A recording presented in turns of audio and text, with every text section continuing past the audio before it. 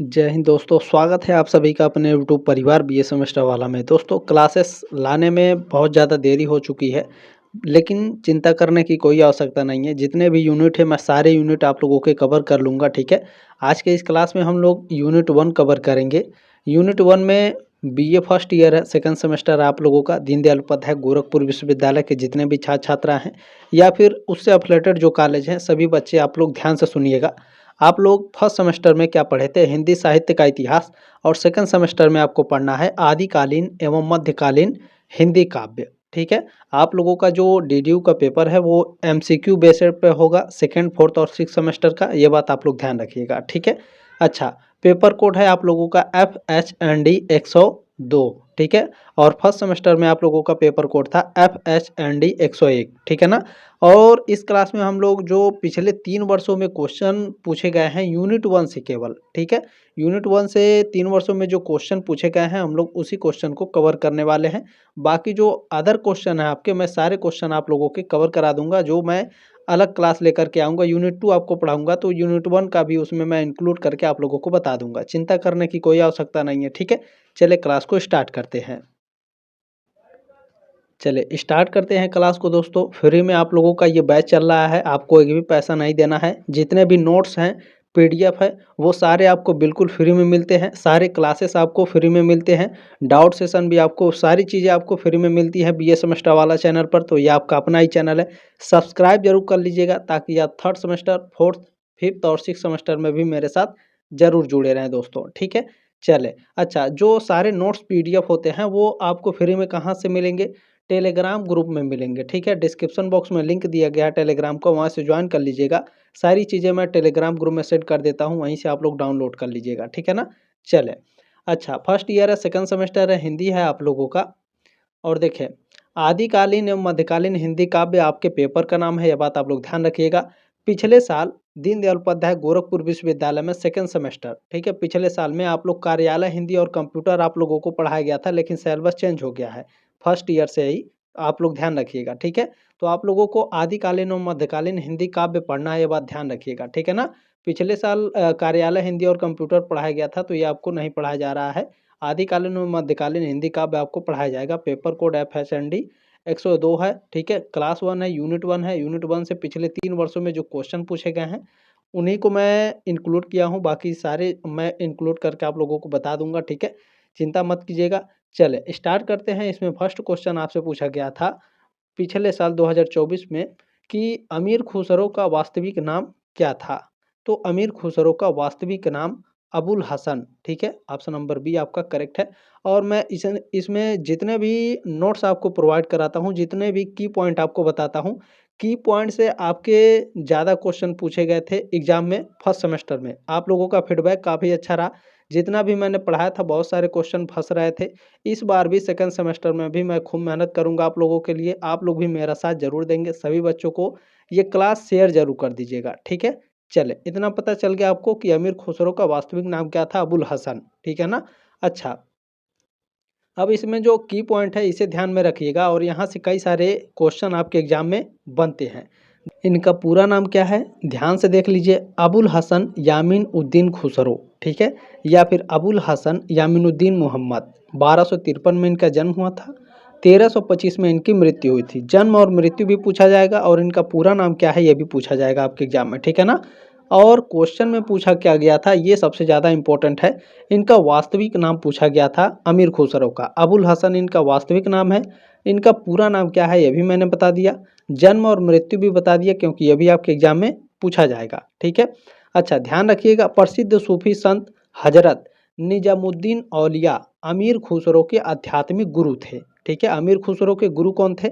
निजामुद्दीन औलिया, ठीक है। Most important question है, याद रखिएगा, आपके एग्जाम में पूछा जा चुका है, ठीक है। आगे बढ़ें। देखिए, अमीर खुसरो को खड़ी बोली हिंदी और उर्दू का पहला कवि माना जाता है। ये भी क्वेश्चन आपके एग्जाम में पूछ चुका है कि खड़ी बोली हिंदी का पहला कवि किसे माना जाता है? तो अमीर खुसरो को। हो सकता है आगे आपके इसी क्लास में क्वेश्चन आए, तो ध्यान रखिएगा, ठीक है ना। उर्दू का पहला कवि भी इन्हीं को माना जाता है, अमीर खुसरो को। अब आगे आपको याद रखना है, देखें, तबला, सितार और कव्वाली का आविष्कार अमीर खुसरो ने किया था, ठीक है। ध्यान रखिएगा, ये सारे क्वेश्चन आपके एग्जाम में पूछे जा चुके हैं।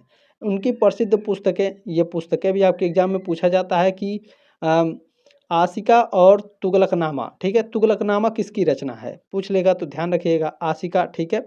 और आपका है देखें खजाइन उल फुतूह किसकी रचना है, अमीर खुसरो की। इस तरह से आपके एग्जाम में क्वेश्चन पूछे जाते हैं, ठीक है। बाकी इसमें किरण उस सदन, मिफ्ता उल फुतूह, ठीक है, खजाइन उल फुतूह, आशिका और तुगलकनामा, ये उनकी प्रसिद्ध पुस्तकें हैं, ध्यान रखिएगा। अमीर खुसरो को हिंद के तोते के नाम से प्रसिद्ध थे, ठीक है। जो अमीर खुसरो हैं इनको हिंद के तोते के नाम से इनको जाना जाता है, याद रखिएगा, ठीक है ना। ये भी क्वेश्चन आपके एग्जाम में पूछ चुका है। अच्छा, याद रखेंगे अमीर खुसरो का जन्म 1253 में कहाँ हुआ था, एटा उत्तर प्रदेश में हुआ था, पटियाली नामक नगर में, ठीक है।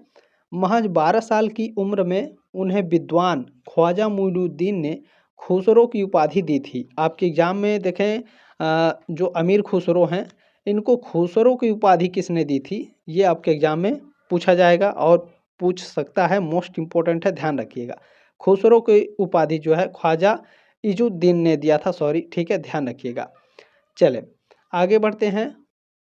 आगे आपको याद रखना है, देखें उनके आध्यात्मिक गुरु का नाम निजामुद्दीन औलिया था, ठीक है, ये आप लोगों को पता चल चुका है, जो महबूब ए इलाही के नाम से प्रसिद्ध थे, ठीक है। उनके गुरु निजामुद्दीन औलिया ने दिल्ली में 7 सुल्तानों का दौर देखा था, याद रखेंगे, ठीक है। जो मैंने की पॉइंट बताए हैं ये याद रखिएगा, मोस्ट इम्पोर्टेंट है। और ये सारे नोट्स और पीडीएफ मैं सेंड कर दूंगा टेलीग्राम ग्रुप में, तो आप लोग डाउनलोड करके भी पढ़ते रहिएगा, ठीक है। लेकिन क्लास लेना इंपॉर्टेंट है, क्योंकि जो पीडीएफ होता है उसमें आंसर मैं नहीं दे पाता हूँ, ठीक है। तो ये बात आप लोग ध्यान रखेंगे। आप लोग क्या करेंगे कि टेलीग्राम में जो पीडीएफ रहता है उसे डाउनलोड कर लीजिएगा, क्लास को एक बार 2 बार अटेंड कर लीजिएगा, उसके बाद आप लोग पीडीएफ से पढ़ते रहिएगा, उससे आप लोगों का अच्छे से तैयारी हो जाएगा, ठीक है ना। चले इसमें देखें दूसरा क्वेश्चन आपसे पूछा गया था कि आदिकाल के प्रथम कवि हैं, ठीक है। 2024 एग्जाम में आपसे पूछा गया था आदिकाल के प्रथम कवि कौन है, तो इसके प्रथम कवि सरहपा हैं, बी ऑप्शन आपका करेक्ट है। आदिकाल के प्रथम कवि कौन है, सरहपा हैं, ठीक है। अब इनके बारे में थोड़ा सा जान लीजिए, इनके बारे में जो एग्जाम में पूछे जाते हैं बहुत ही मोस्ट इम्पोर्टेंट क्वेश्चन होते हैं, ध्यान से पढ़ लीजिएगा इसको, ठीक है, की पॉइंट को। सरहपा का जन्म 769 ईस्वी में हुआ था। इनको सरोज वज्र और राहुल भद्र नाम से भी जाना जाता है।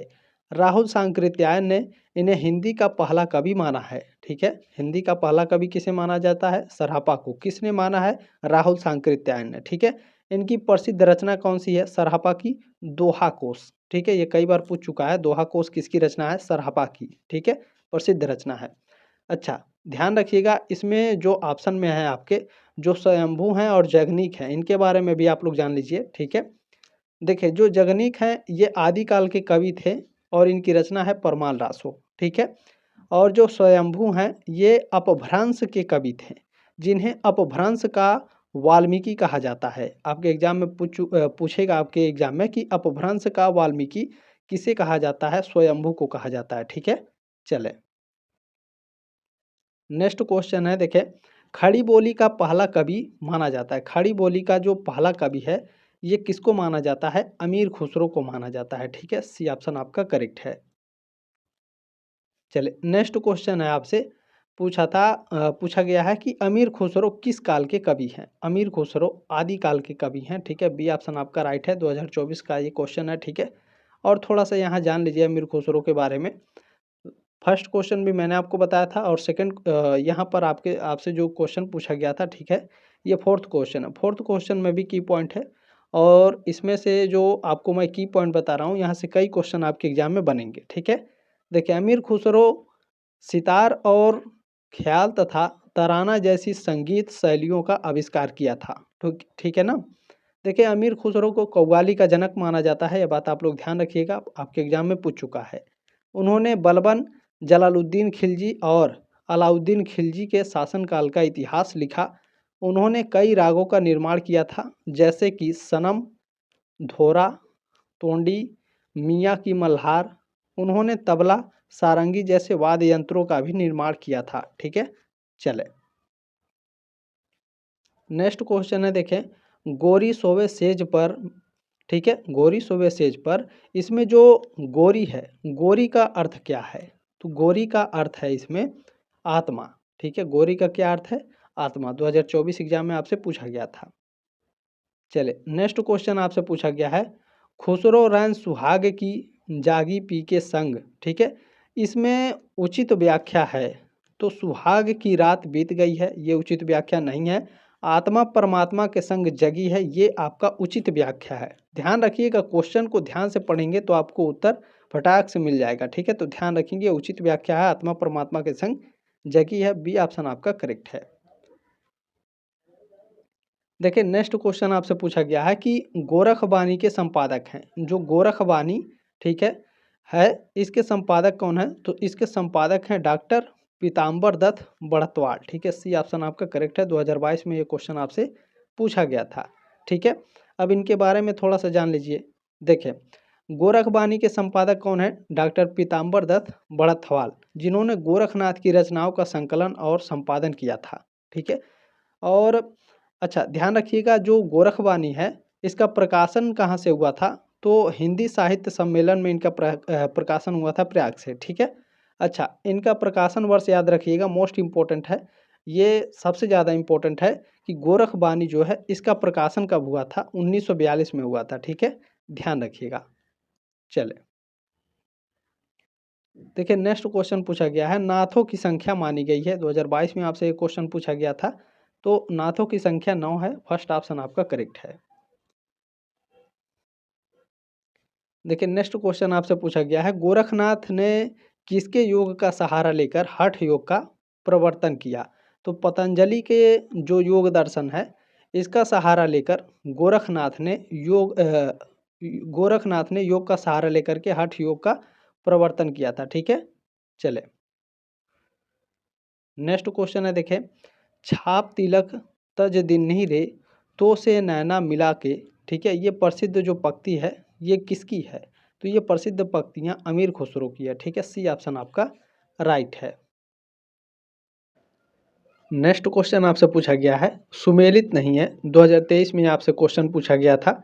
देखिए पृथ्वीराज रासो को चंद्रबरदाई ने लिखा है, बिसल देव रासो को नरपति नाल ने लिखा है, खुमान रासो को दलपति विजय ने लिखा है। ठीक है, सारंगधर ने नहीं लिखा है, बाकी परमान रासो को जगनीक ने लिखा है। ठीक है, ये तीनों आपके करेक्ट है और ये आपका सुमेलित नहीं है। खुमान रासो को दलपति विजय ने लिखा है, ध्यान रखिएगा।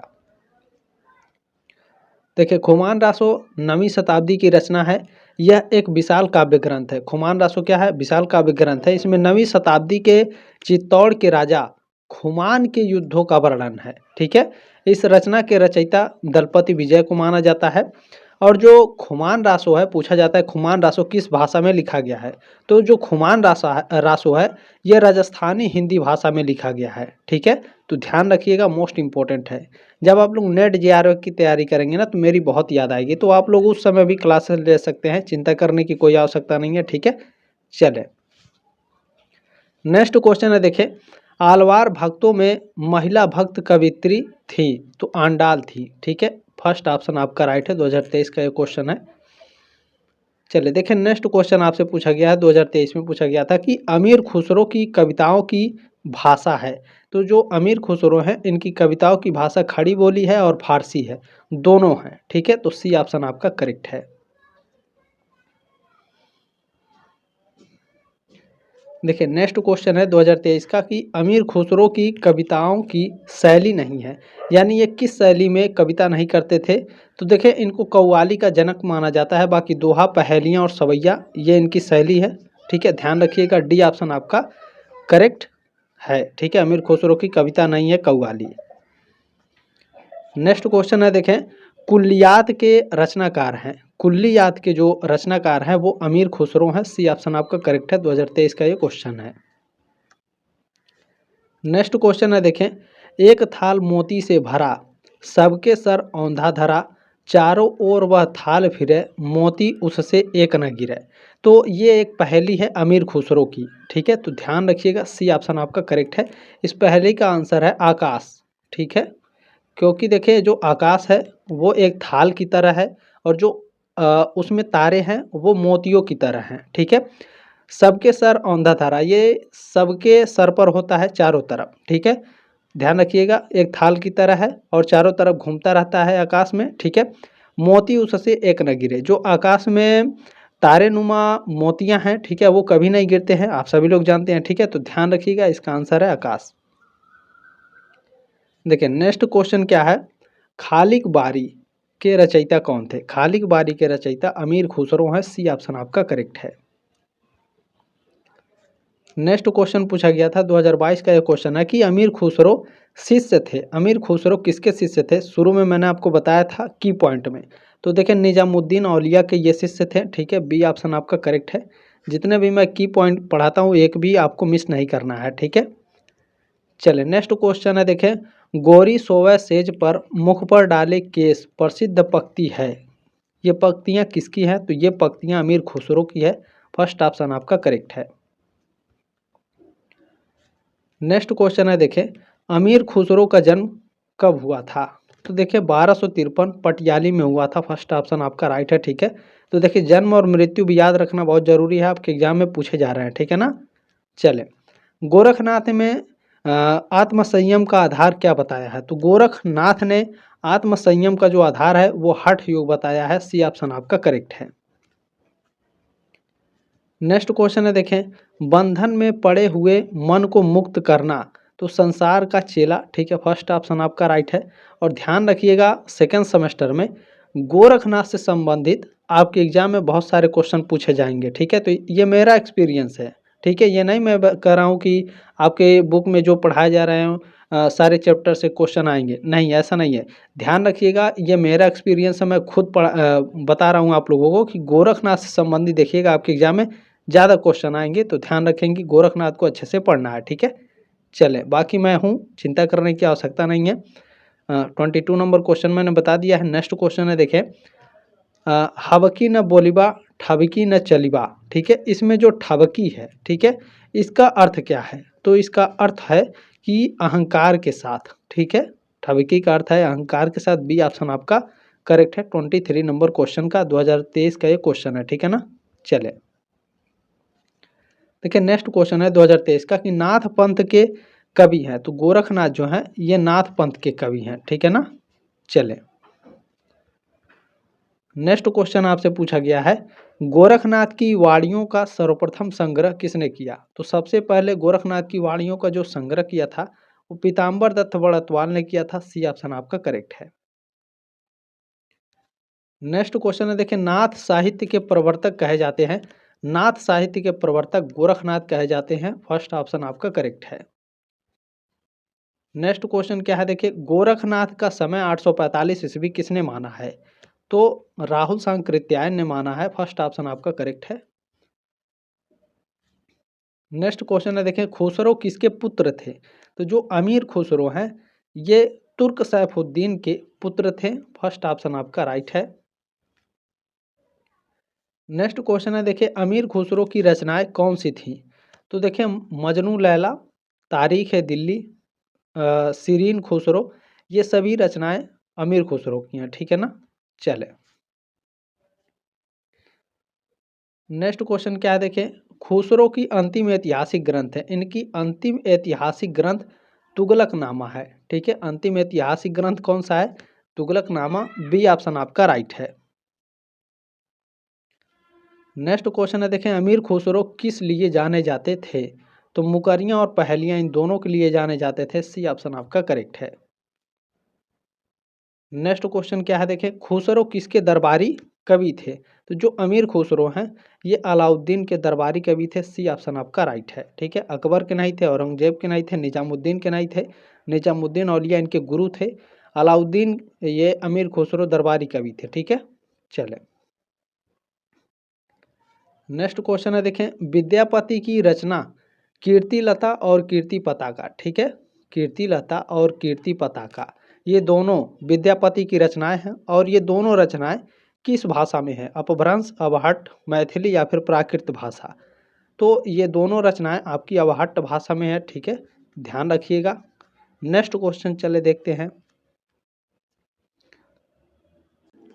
इसमें क्वेश्चन में पूछा गया है कि जो विद्यापति जी हैं इनका जन्म कब हुआ था और इनकी मृत्यु कब हुई थी। तो विद्यापति का जो जन्म और मृत्यु है इसको लेकर के कई विद्वानों में मतभेद है। कहीं आपको 1352 मिलेगा, ठीक है, कहीं आपको 1350 मिलेगा, कहीं आपको 1380 मिलेगा। तो ध्यान रखिएगा 1380 से लेकर के 1448, ठीक है। 1380 में इनका जन्म हुआ था और 1448 में इनकी मृत्यु हुई थी, और इन दोनों को भी याद रखिएगा। चले नेक्स्ट क्वेश्चन है, विद्यापति किस काल के कवि माने जाते हैं। तो जो विद्यापति हैं ये आदि काल के कवि माने जाते हैं, ठीक है ना। ध्यान रखिएगा, मोस्ट इंपोर्टेंट है, फर्स्ट ऑप्शन आपका राइट है। देखिए नेक्स्ट क्वेश्चन है, निम्न में से विद्यापति की अवहट्ट भाषा की रचनाएं कौन सी हैं। ठीक है, जो विद्यापति जी हैं इनकी अवहट्ट भाषा की जो रचनाएं हैं कौन सी हैं। तो कीर्तिलता और कीर्तिपता का ये दोनों आपकी अवहट्ट भाषा में लिखी गई हैं। किसके द्वारा लिखी गई हैं, विद्यापति जी के द्वारा। नेक्स्ट क्वेश्चन है आपका, देखें निम्न में से विद्यापति किसके दरबारी कवि थे। तो शिव सिंह, कीर्ति सिंह, नरसिंह, इन सभी के दरबारी कवि थे। डी ऑप्शन आपका राइट है। देखिए महाकवि विद्यापति ओयनी वंश के राजा शिव सिंह के दरबार में राज कवि थे, ठीक है ना। ओयनी वंश के राजा कौन थे, शिव सिंह, ठीक है। और इनके दरबारी कवि कौन थे, महाकवि विद्यापति, ठीक है। विद्यापति ने अपने जीवन का करीब 2 दशक शिव सिंह के दरबार में बिताया था। विद्यापति के अलावा उन्होंने कीर्ति सिंह, देव सिंह, पद्म सिंह, नरसिंह, धीर सिंह, भैरव सिंह और चंद्र सिंह, ठीक है, सॉरी चंद्र सिंह जैसे शासकों के दरबार में भी काम किया था। याद रखिएगा इतने शासकों के दरबार में इन्होंने काम किया था, सारे मैं बता रहा हूँ। याद रखिएगा, जब लोग असिस्टेंट प्रोफेसर नेट जेआरएफ की तैयारी करेंगे मेरी याद बहुत आएगी। ये बात ध्यान रखिएगा, मेरी क्लास की बहुत याद आएगी, BA सेमेस्टर वाला, ये ध्यान रखिएगा आप लोग, ठीक है। चलें नेक्स्ट क्वेश्चन है, देखें विद्यापति ने अपना कौन सा ग्रंथ मैथिली भाषा में लिखा है। तो पदावली जो है विद्यापति ने अपना मैथिली भाषा में लिखा है। मैथिली भाषा में कौन सा लिखा गया है, पदावली, ध्यान रखेंगे। अच्छा, जो विद्यापति हैं इनकी और भी रचनाएं हैं, कौन कौन सी देखें, कीर्तिलता, कीर्ति पताका, पदावली, भू परिक्रमा और पुरुष परीक्षा, गंगा वाक्यावली, दुर्भाग्य, ठीक है, दुर्गा भक्ति तरंगिणी, ठीक है, सॉरी दुर्गा भक्ति तरंगिणी, ये सभी इनकी रचनाएं हैं। ध्यान रखिएगा, मोस्ट इंपॉर्टेंट है। और आप सभी से रिक्वेस्ट है प्लीज़ इस क्लास को आगे जरूर शेयर कर दीजिएगा। बहुत ही इन्फॉर्मेटिव क्लास है, ठीक है। ऐसा नहीं है कि मैं कुछ भी उठा करके आपको पढ़ा देता हूँ, ऐसा नहीं है। जो भी मिलेगा आपको मोस्ट इम्पोर्टेंट मिलेगा, जो आप लोगों के आगे काम आएगा। जब आप लोग आगे पढ़ेंगे तो भी आपको काम आएगा और आपके एग्जाम के लिए भी काम आएगा, ठीक है। तो ये मोस्ट इंपॉर्टेंट है, प्लीज़ इसे व्हाट्सअप पर आगे जरूर शेयर कर दीजिएगा। सब्सक्राइब मोस्टली आप सभी लोग कर लीजिएगा, ठीक है। आप लोग भी सपोर्ट करें मुझे, ठीक है। देखें गोरखनाथ के गुरु कौन थे, ये मोस्ट इंपॉर्टेंट प्रश्न है। ये देखिएगा 100% आएगा, क्योंकि फर्स्ट सेमेस्टर में भी मैं बोला था कि 100% क्वेश्चन आएगा। तो उसमें से लगभग अगर 10 क्वेश्चन में मैं बोलता तो 9 क्वेश्चन आपके फंस जाते थे, ठीक है। तो मोस्ट इंपॉर्टेंट है, देखें एक्सपीरियंस होता है, 4 सालों से मैं पढ़ा रहा हूँ। हालांकि बच्चों ने सपोर्ट नहीं किया ज़्यादातर, तो कोई बात नहीं है। जो बच्चे पढ़ करके जाते हैं अगर वो एग्ज़ाम में अच्छा करके आते हैं तो वो सपोर्ट ज़रूर करते हैं, ठीक है। ध्यान रखिएगा, जिन बच्चों ने पढ़ा है उन्होंने बहुत सपोर्ट किया है, तो आप लोग भी प्लीज़ सपोर्ट ज़रूर करें। ध्यान रखिएगा, ठीक है। गोरखनाथ के गुरु कौन थे, ये क्वेश्चन आपके एग्जाम में आएगा, ध्यान रखिएगा। अगर गोरखनाथ से संबंधित ज़्यादातर क्वेश्चन आपके एग्जाम में आएंगे, ठीक है। देखें मत्स्येंद्र नाथ इनके गुरु थे, ये बात आप लोग ध्यान रखिएगा। ये आपका को करिकुलर कोर्स में भी आपको पढ़ाया जाता है, ये बात आप लोग ध्यान रखिएगा, ठीक है। चलें नेक्स्ट क्वेश्चन है दोस्तों, 12पंथी संप्रदाय इसके प्रवर्तक कौन हैं। तो इसके प्रवर्तक गुरु गोरखनाथ हैं, ध्यान रखिएगा। डी ऑप्शन आपका राइट है। यूनिट 1 अभी कंप्लीट आपका नहीं हुआ है, ठीक है। इसमें से केवल 40 क्वेश्चन मैंने बताया है आपको, और भी क्वेश्चन मैं बता दूंगा यूनिट 2 जब मैं कराऊंगा, तो उसमें से यूनिट 1 के जो क्वेश्चन रहेंगे मैं थोड़ा सा इंक्लूड कर दूंगा, ठीक है। तो ध्यान रखिएगा, अपना ख्याल रखिएगा दोस्तों आप लोग, और लाइक शेयर सब्सक्राइब जरूर कर दीजिएगा। ये मेरी रिस्पॉन्सिबिलिटी है बोलना, इसीलिए हम लोग बोलते हैं, ठीक है। सभी जितने भी यूट्यूबर हैं सभी लोग बोलते हैं, तो ये मेरी रिस्पॉन्सिबिलिटी है। और आपकी रिस्पॉन्सिबिलिटी है कि इस क्लास को ज़्यादातर शेयर करें, लाइक ज़रूर कर देंगे क्लास को, ठीक है। सब्सक्राइब करके सपोर्ट जरूर करेंगे। जल्दी मिलेंगे आपके नेक्स्ट क्लास में, तब तक के लिए जय हिंद, वंदे मातरम।